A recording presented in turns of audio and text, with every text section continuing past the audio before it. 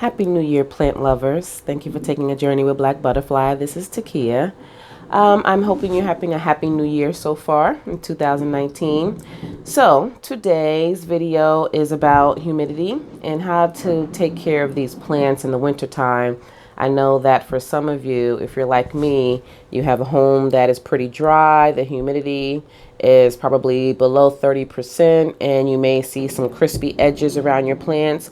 So I did get some questions underneath my videos about how do I keep my plants from having those crispy edges. Now, this took time, but I can say that I'm getting the hang of it. As you see that many of my plants are doing very well right now. And if you see, there are a couple of tips, a couple of tricks that I have, and I'm going to give you some tips on how to keep your plants lush in the wintertime. All right, so here we go. So if you see something a little weird and behind that fern, in between that calathea and that trial star, you'll see a little eye peeping out.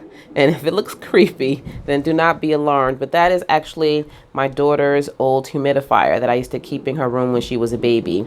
So this is actually one of my tricks and how I keep the humidity up in my room. So if I pull this back, there you go. It's actually a little ladybug.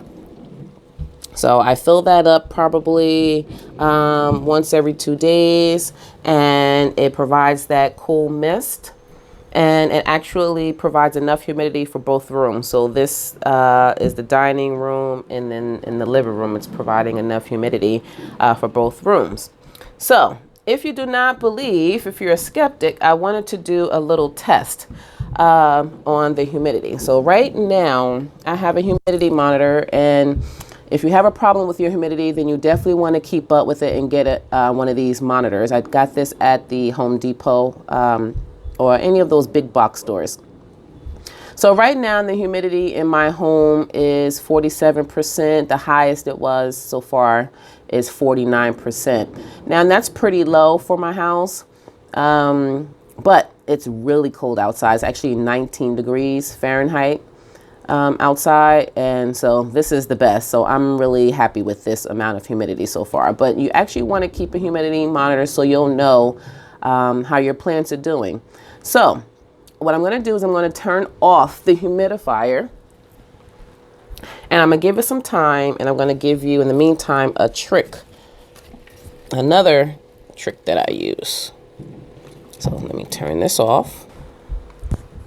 All right. So you do not see any type of water vapors coming out. All right, because that's what humidity is. Humidity is the amount of moisture or water vapors or water gases in the air. So actually I turned that off. So you did see that originally my humidity was at 47%.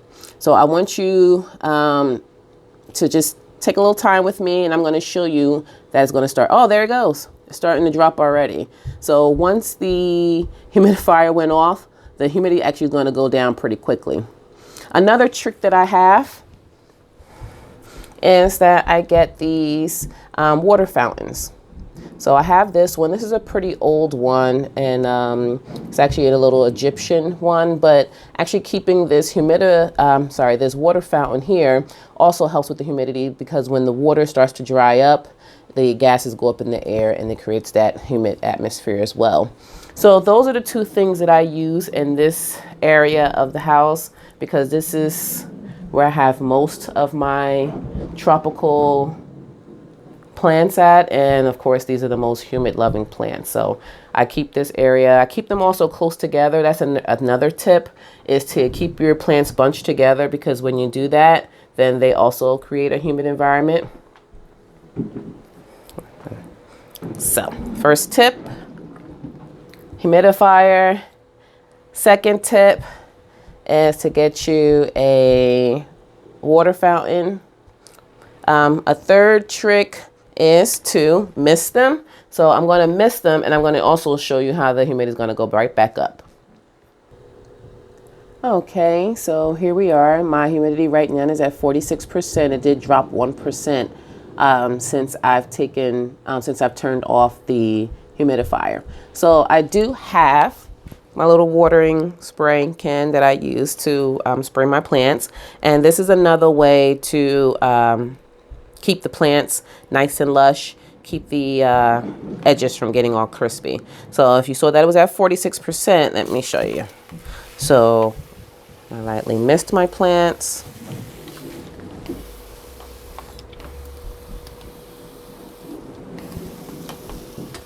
And especially with the ferns, the calatheas, they'd love that. The begonias, the Boston fern. All right, so I gave it a light little misting. And now I'm going to show you how the humidity is going to start going up immediately.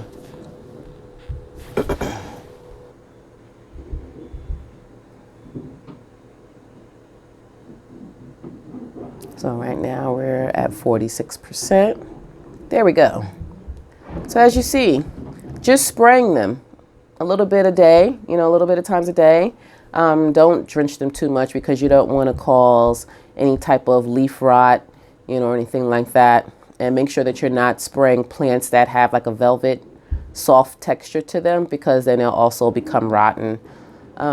So again, like your ferns, your calatheas, those things, they love having their leaves sprayed. So as you see right there, just from spraying them, they're going up by the percentage. And again, plants love at least 40 and up. So 40 to 60% humidity in the home is ideal for a house plant before you start having those crispy edges. I know I've had crispy edges before, and I still have some plants that are giving me some issues. So I did buy another water fountain that I have in the bedroom, and I plan to buy another humidifier. So again, just spraying the plants cause it to go up to 48%. So that's a trick right there.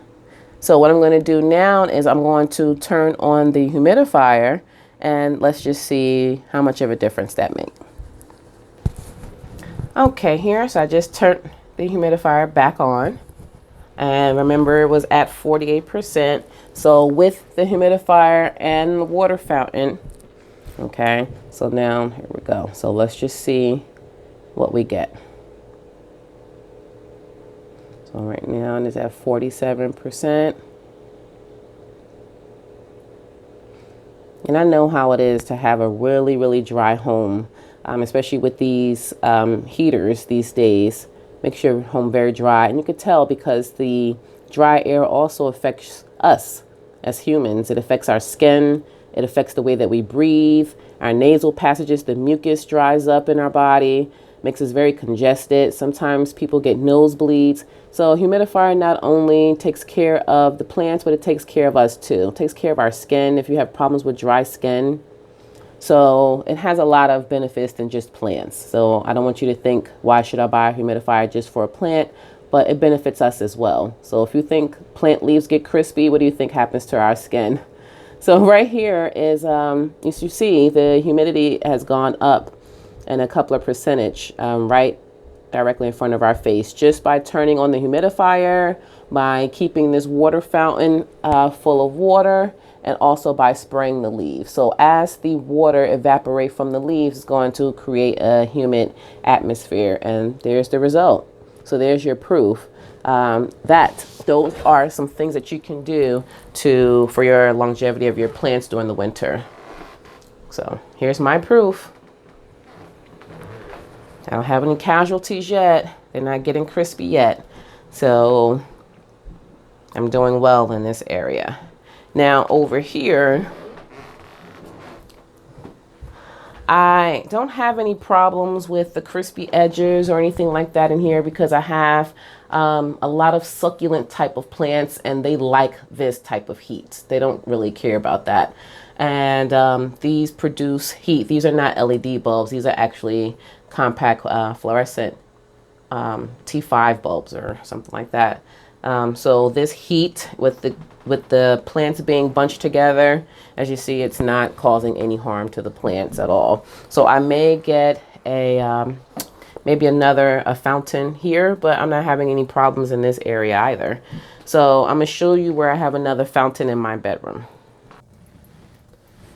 Okay, so we're in my bedroom and I have this little shelving system that I put my plants in, and it was very dry in my bedroom and it was causing me to become congested. You probably hear it in my voice today because I'm a little under the weather, but I still wanted to shoot this video. But I had to get another water source in here so that we can get a little humidity. So I have some orchids here. I have Dracaena. So these are different humid loving plants, and they really need some more moisture in the air, as I do as well. So I do have this new water fountain that I got from Michael's. It's on sale, it's 30% off. So got that. So that's another way that you can be able to create a humid environment for your plants and also for yourself. Here is another way, but this is just coincidentally. Because I'm propagating some monsteras, any type of water source that you have that is open around your plants is going to create humidity. So because I'm propagating my monstera, because I cut my monstera up into pieces and now I'm propagating them in water, but as the water evaporates from here, then it's also going to create some good humidity for all of my sansevierias that I have here. So again, this is another source. So water bottles or anything with water, your stones. I actually don't do the tray of pebbles. And what that is if you just take in this tray, you just put some pebbles. Let's just say if you put a lot of pebbles down in here and you sit them on top of it, and then you just pour a little water in here halfway. Okay, so that the pot is not actually sitting into the water, because if it does, then it will actually drain into the pot and cause root rot. So again, this is another system that you can use as well. So if you're going to propagate, use your propagation station around your plant so that it can also create another humid environment. All right, guys, so that was my tips for the day on how to keep the humidity high in my home so that my plants don't start to develop those really bad crispy edges. Those are my tricks. That works for me. So right now, let's just do one more test. As you see right now, it's at 51% humidity. That is so ideal. That's like summertime humidity. Usually it's 40 to 60% that the plants need, and mine is right on time. So if you want to know how warm it is in my home, it is right now it's 75 degrees in my house. I did that because it is 19 degrees outside and my home is not really insulated. It's an old home. It's not that insulated, so I get drafts and I need to keep the heat up.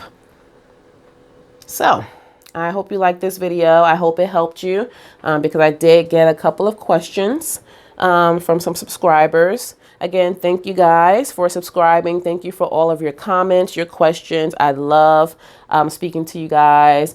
Keep the comments and the questions coming, and I'll also keep the content coming. Thank you guys for wishing me the best on nursing school. I am almost done, guys. I will be done in April, and oh my goodness, you don't understand. Whew, I will be able to exhale. I will be able to exhale. Anyway, I digress. So guys, let me get out of here. So again, if you have any more comments or questions, just put it down below and I'll get to them as soon as I can. Okay, guys, take care. Peace and blessings. Hope all is well. Happy New Year.